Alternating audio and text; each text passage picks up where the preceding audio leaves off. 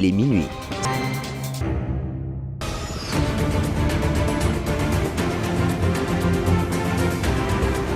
Tout de suite, votre dernière édition du soir, Central Tonight. Central Tonight. Central Tonight. Yaïda Manga. À la présentation, bonsoir chers auditeurs, ravi de vous retrouver pour la dernière édition de la soirée Central Tonight sur la Centrale FM, dont voici les titres. L'actualité ce soir, le mouvement Taxawu Sénégal a fait face à la presse. Ce mardi, Barthélémy Dias dit non à une éventuelle report des élections présidentielles. Dans ce journal, nous parlerons du diabète. En effet, ce 14 novembre est célébrée la journée mondiale du diabète. Docteur Souleymane Ndour, diabétologue, nous en dira plus dans cette édition. Et puis, nous irons à Diak, un village situé dans la commune de Goundiane. Les habitants de cette localité et environ sont confrontés à un problème d'eau potable. Mesdames et messieurs, telles sont les lignes phares de cette édition. Le développement, c'est dans un instant.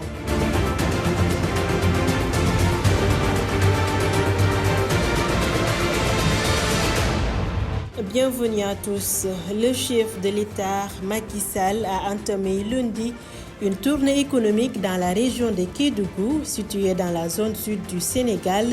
Au cours de cette visite, il a annoncé un financement de 600 milliards de francs CFA pour plusieurs secteurs afin de favoriser le développement économique de cette région. Reportage Khoudjandiaï. Pour mettre en exergue les réalisations fortes et appréciées dont la région de Kédougou a bénéficié au cours de ces dernières années, des programmes ont été mis en œuvre durant cette tournée économique du président de la République Macky Sall afin de valoriser les immenses potentialités de la région. Ce programme a l'avantage de refléter les priorités consensuelles de la région et d'être bien articulé au plan Sénégal émergent. Alors, il convient de retenir au titre des décisions importantes et prioritaires de ce Conseil présidentiel, premièrement, renforcer le maillage sécuritaire de la région de Kédougou. Je ne veux plus voir de zone blanche où on n'a pas la présence de l'État, je veux dire la présence armée. Le deuxième point, c'est d'accélérer le désenclavement intégral de la région en infrastructure routière et en pistes de production, engager en urgence au regard de la situation des nappes phréatiques et des fortes demandes en eau, l'exécution d'un schéma performant d'approvisionnement en eau potable, problème de canalisation. Les ressources minières de cette région ne sont pas en reste pour son amélioration. Les sociétés minières, mais je les engage à faire plus. Il faut un changement de mentalité. Pour que les législations antérieures, sous le régime desquelles ces concessions ont été données, ne soient pas un facteur limitant pour les populations éternellement. Mais il faut du gagnant-gagnant. Donc ça, c'est mon combat que je mène partout et que je mène ici au Sénégal. Le président a également fait un appel pour un sursaut national contre l'immigration qui ne cesse de faire des dégâts au Sénégal. La jeunesse est l'avenir de notre pays. Donc son avenir doit être assuré chez nous. Il ne faut pas continuer à regarder ces scènes d'une horreur exceptionnelle d'enfants qui meurent dans le désert ou dans la mer sans agir. Il faut un programme spécial pour lutter contre cette immigration, parler aux parents, parler au peuple et surtout parler à la jeunesse pour lui offrir des perspectives de formation professionnelle mais également des perspectives d'entrepreneuriat et d'emploi de façon à arrêter cette hémorragie qui constitue un véritable fléau pour toute l'Afrique. Beaucoup de points ont été abordés hier à Kédougou lors de cette tournée économique qu'effectue Macky Sall depuis lundi afin d'accompagner la population de la région pour les réalisations de plusieurs infrastructures avec un investissement de 600 milliards de francs CFA pour aussi favoriser l'employabilité des jeunes. Cependant, 200 milliards de francs CFA de ces 6 milliards ont été réservés à la jeunesse et la promotion des mouvements féminins. Merci beaucoup, Khoudjandiaï. Je vous le disais tout à l'heure, les khalifistes ont fait face à la presse ce mardi 14 novembre après plusieurs mois d'absence sur la scène médiatique. D'après le maire de Dakar, Barthélémy Diaz, Taxawu Sénégal est contre à un éventuel report des élections présidentielles de 2024 et dénonce la décision prise par la DGE de ne pas donner des fiches de parrainage à un candidat ainsi que l'interdiction faite à certains candidats déclarés de circuler librement à la quête de parrainage. Barthélémy Diaz, que je vous propose d'écouter au micro de Central FM. C'est le lieu de rappeler à Monsieur le Président de la République que ce point qui concerne une soi-disant volonté de reporter l'élection présidentielle n'a jamais fait l'objet de discussions lors du dialogue national. Nous sommes des responsables et nous devons apprendre à nous respecter. Il ne faudrait pas aujourd'hui que certaines personnes, pour ne pas dire certains esprits mal intentionnés, cherchent aujourd'hui à vouloir passer par la fenêtre certaines propositions qui n'ont jamais fait l'objet de discussions lors de ce dialogue national. Le Sénégal, depuis son indépendance, a connu 12 élections présidentielles organisées à terme. C'est le lieu de rappeler que jamais dans l'histoire politique du Sénégal, la date de tenue de l'élection présidentielle n'a fait l'objet d'un report. Et à ce titre, j'invite le président Macky Sall à ne pas suivre ceux qui cherchent à en faire une première. Aucune préoccupation sanitaire, aucun défi sécuritaire, aucun problème d'ordre national ne peuvent présentement justifier un quelconque report de l'élection qui, je le rappelle, doit se tenir le 25 février 2024, confirmé en cela par le décret présidentiel convoquant le corps électoral. Convaincu de pouvoir changer le régime en place grâce au bulletin de vote. Le peuple est dans le temps de l'élection, dans le temps du changement radical. Ainsi, aucun calendrier individuel ou collectif ne saurait se substituer au calendrier républicain. En conclusion, Taxawu Sénégal exprime son opposition catégorique à tout report de la date de tenue de l'élection présidentielle. Taxawu Sénégal exige la transparence tout au cours du processus électoral. Taxawu Sénégal continue à militer pour une élection inclusive et participative. La journée mondiale du diabète, célébrée le 14 novembre de chaque année, symbolise une vaste mobilisation collective afin de mieux faire connaître cette maladie dite silencieuse. Dr Souleymane Ndour, diabétologue, revient sur les différents types de diabète, la prévention de la maladie ainsi qu'au traitement nécessaire pour éviter d'autres complications dans ce reportage de Marie-Louise Faye. Le diabète avec ses différents types est une maladie qui se manifeste par un taux trop élevé de sucre dans le sang. C'est ce que nous renseigne Dr Souleymane Ndour, diabétologue. Le diabète, c'est quand un individu vient, on mesure son taux de glucose dans le sang et qu'on voit que c'est élevé. C'est l'état d'hyperglycémie chronique. Le taux de glucose dans le sang doit être inférieur ou égal à 1. Mais si on voit que ça commence à bouger dans le sang, de s'élever, là, on va commencer à s'inquiéter. Différents types de diabète ont été recensés. Poursuit-il. Il y a le diabète de type 2 qui représente la pandémie. C'est un diabète héréditaire. Il y a l'hérédité. Il faut au moins qu'un membre de la famille soit diabétique. Et plus le ventre est gros, plus on est à risque de faire un diabète. Donc l'obésité, l'hérédité. Et le troisième élément, c'est l'âge. L'âge tourne autour de 40-45 ans. Dès qu'on a 40-45 ans, donc on doit se dépister. L'autre chose, c'est le diabète de type 1 qui est un diabète génétique. C'est un diabète. On est avec l'enfant, peut-être au hasard, est né avec un diabète. Aucun de ses parents est diabétique ou bien rarement tu verras des parents diabétiques avoir des enfants diabétiques parce que l'hérédité dans ce cas de figure tourne autour de 2% pour la femme et 5% pour le papa. Donc on ne peut pas parler d'hérédité, mais on parle de génétique. Mais il y a un troisième diabète, on parle de diabète gestationnel, c'est le diabète des femmes enceintes.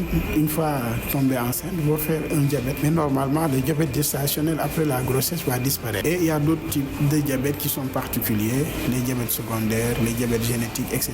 Des modes de prévention sont possibles pour ceux qui ne sont pas encore atteints de la maladie, mais aussi pour ceux qui en souffrent, afin qu'ils ne génèrent pas d'autres maladies. Éviter de manger mal. L'alimentation doit être riche et équilibrée. Si on prend l'exemple du riz, de manger du riz, mais beaucoup de légumes et beaucoup de protéines, poissons, viande ou bien du poulet par exemple. Mais beaucoup de légumes. Et les légumes ne doivent pas être bien cuits. Manger, bouger. On doit bouger tout le temps. C'est en moyenne 150 minutes d'activité physique par semaine. C'est à toi de voir comment répartir ces 150 minutes. Prévention secondaire, c'est pour celui qui est déjà diabétique, qui doit tout faire pour ne pas aller vers les complications. Donc celui-là doit manger bien, doit faire de l'activité physique et doit prendre ses médicaments. S'il a des médicaments, il doit prendre ses médicaments régulièrement et visiter son médecin régulièrement. Et le premier point, c'est d'accepter son diabète d'abord. Il y a d'autres types de complications qui sont les complications chroniques. Vous avez vu des diabétiques qui ont la cécité, qui ne voient plus, insuffisance rénale, maladie cardiaque, hypertension. Tout ça, le diabète va le donner si on ne se prend pas bien en charge. Direction Diack et environ, un village situé dans la commune de Ngoundiane où les habitants sont confrontés à un problème récurrent de pénurie d'eau potable.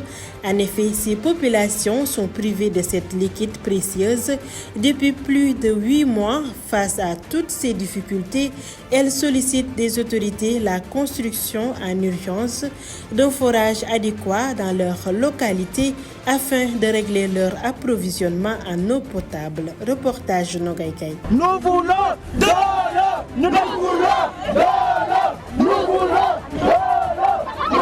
L'accès à l'eau potable est le principal problème dans plusieurs localités du Sénégal. Les habitants de Diack et les villages environnants situés dans la commune de Ngoundiane crient leur soif et réclament le liquide précieux. Ibra Sène, porte-parole du collectif des 5 villages de Diack. Ça fait 8 mois que la population de Diack est dans un état chaotique, un état qui est dû à un manque d'eau. Diack est une branche qui regorge 5 villages, Diack 1, Diack 2, Diack Nyonyol, Kam Diack et Ambayen Diack. Cette localité qui compose plus de nombre d'habitants en Ngoundiane à l'égard de ses pairs. Cette localité n'a qu'un seul forage, un forage qui date des années 90, ce qui est anormal. Et pire en est que ce forage est à panne il y a de cela 8 mois, ce qui est ignoble dans une localité comme Ngoundiane. Le puits qui servait d'alternative n'a rien servi, poursuit-il. On nous a dit qu'il y a un puits qu'on a creusé, mais en âme de conscience, nous savons, vous savez, que ce puits-là ne peut pas servir un village de Diack dans 2 ans. On ne peut pas décanter la situation en laissant où nous sommes. Si nous acceptons cela, c'est-à-dire que dans les années à venir, nous allons retourner sur cette même situation. Il exige la construction d'un forage dans les plus brefs délais. Ahmadou Bamba Sène, habitant du village. Ce que nous voulons, c'est qu'un forage digne de son nom soit construit pour que les populations soient alimentées en eau et dans un délai le plus court rapide possible. Les populations demandent l'aide des autorités. Nous interpellons les autorités, du président au maire, à passer par les ministères, de faire preuve de patriotisme, de citoyenneté et surtout d'accessibilité pour décanter la situation de Diack. On en a marre de cette situation. On en a marre de nos mamans, des bousculades dans les puits. Malgré les politiques de l'État du Sénégal concernant l'accès à l'eau potable, le problème persiste toujours. Beaucoup de localités souffrent de ce manque d'eau et l'interpellation des autorités n'ont jamais rien abouti. Nous voulons de l'eau, nous voulons de l'eau, nous voulons de l'eau. Merci beaucoup Nogay Gaye. Mesdames et messieurs, nous sommes au terme de Central Tonight. Chers auditeurs, nous devons tous apprendre à vivre ensemble en tant que frères, sinon nous périrons ensemble. Et sur ce, on se donne rendez-vous dans un instant pour la version Wolof de ce journal.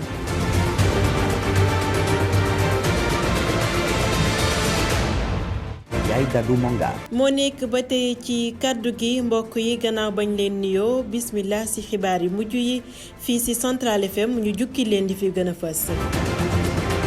ñii di waa taxawu Sénégal jànnoon nañu ak taskatu xibaar yi niki tey ci talaata bi kii di Barthélémy Dias nag ñoom nag nee nañu nanguñu benn yoon ñu toxal ay élection nañ ci dikk ci ni mu gën a yaatoo ci biir xibaar yi dinañu wax ci tey bëccëg bi ñu jagleel jàngoro bi di jàngoro diabète docteur Souleymane Ndour nekk diabétologue dinañu gën a leeral ci boobule jàngoro buñ fa jógee dañuy wutali fële ca diwaanu Diack askan ba fay yeewoo nag ñoom nag dañuy jànkonteel ay jafe-jafe ndox gu sell mbokk yi li mooy ponk yi faram-fàcc bi léegi lay doon.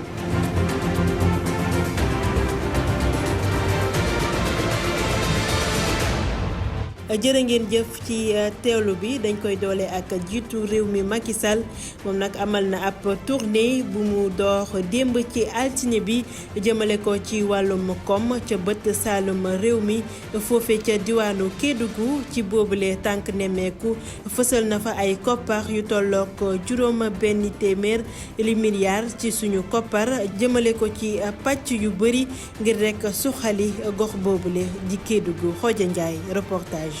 ngir soppi xarkanamu diwaanu Kédougou moo waral ñu jagleel leen ci at yi ñu weesu ab programme boo xam ni dafay jëm ci wàllum koom-koom njiitum réew mi Macky Sall nag ci jamono ji dafay amal ab tournée économique ngir fësal ak càmbar njëriñ yu mën a tukkee ci gox boobu. Programme a l'avantage de refléter les priorités.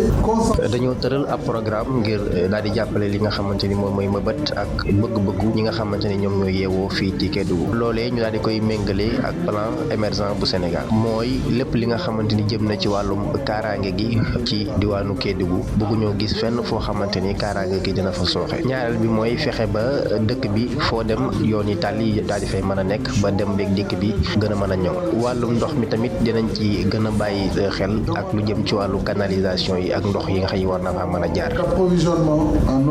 ci ndaje moomulee sax ba tey fexe ba gànjar bi di génne ci diwaanu gox boobule am yokkute loolu itam waxtaanee nañu ko.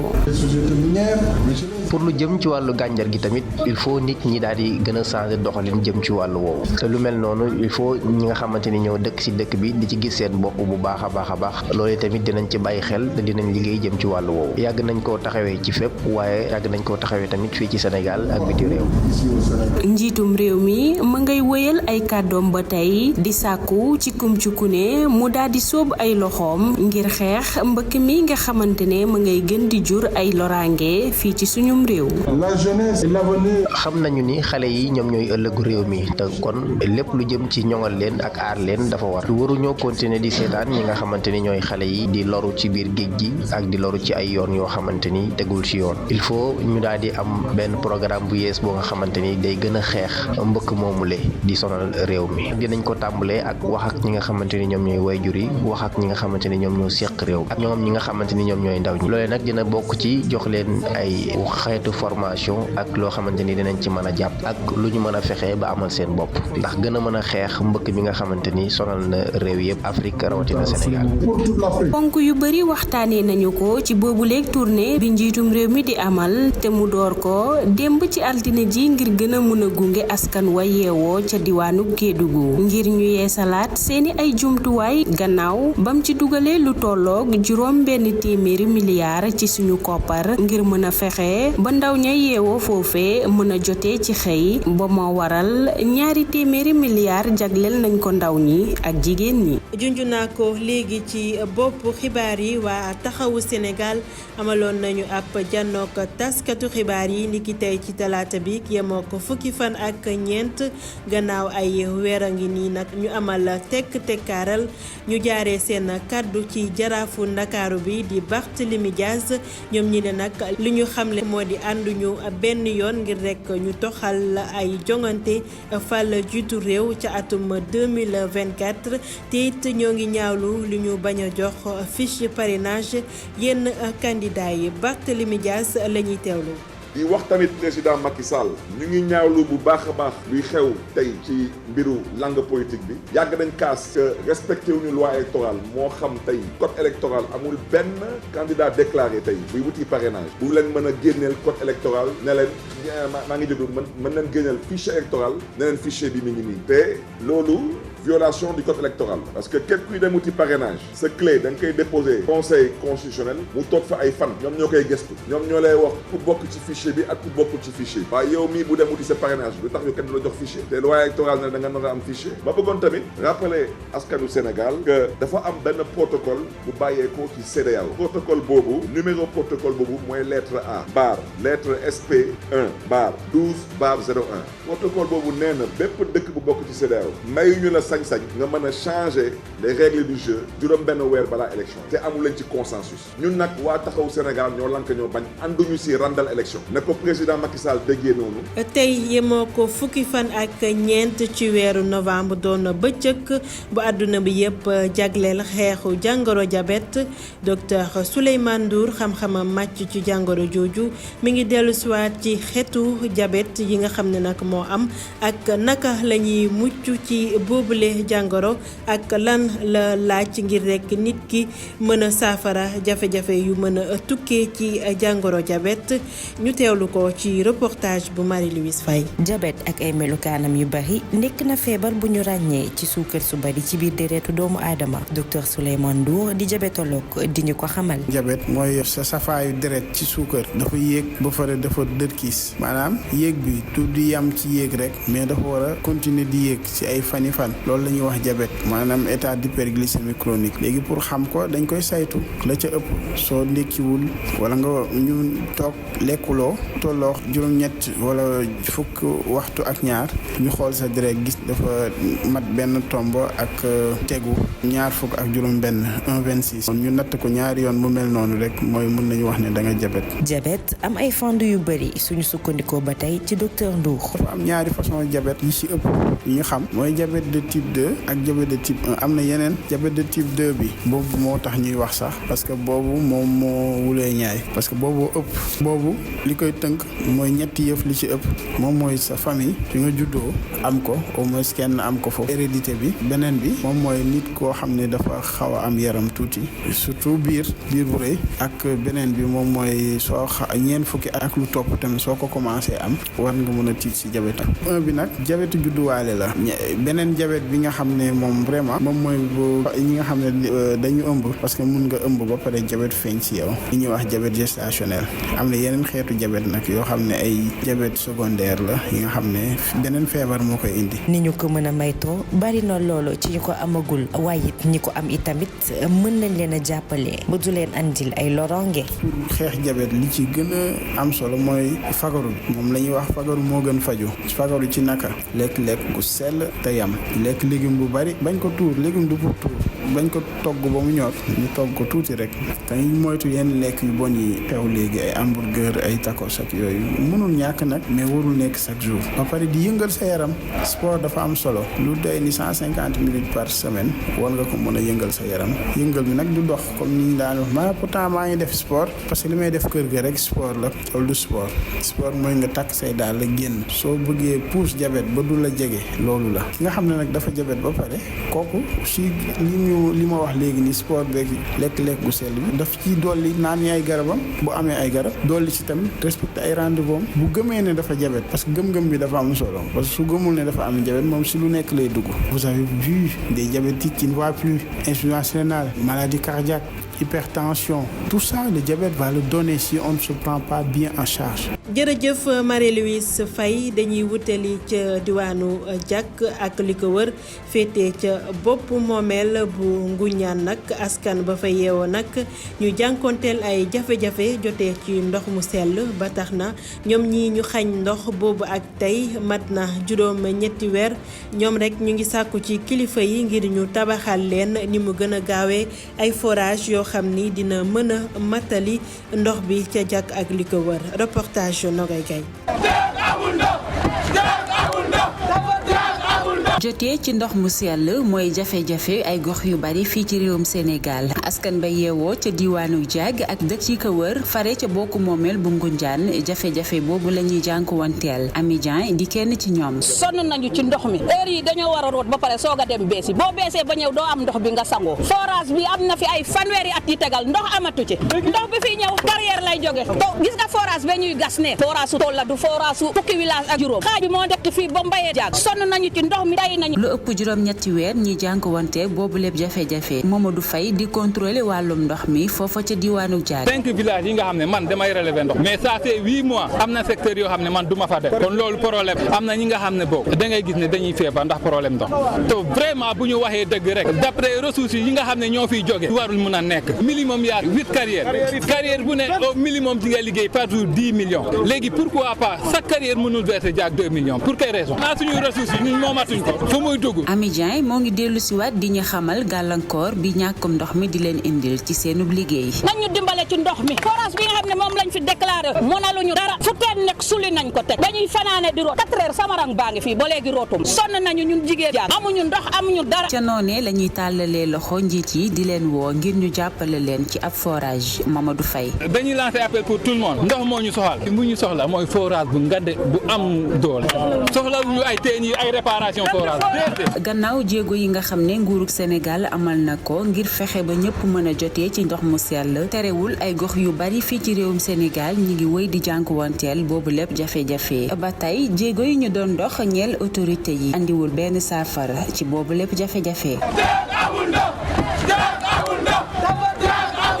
jërëjëf Nogoy Kay mbokk yi li moo fi nekkoon ci ay xibaar Yaay Daado Manga moo nekkoon ci kaddu gi Pape Massoudjo fare woon ci xarale gi rédaction bi di leen jox dig daje ëllëg bu juróom-ñaari waxtu jotee ci suba di ngeen ànd ak Fatou Kiné Boy ci seen xibaar yi ci kàllaama nasaraan jërë ngeen jëf.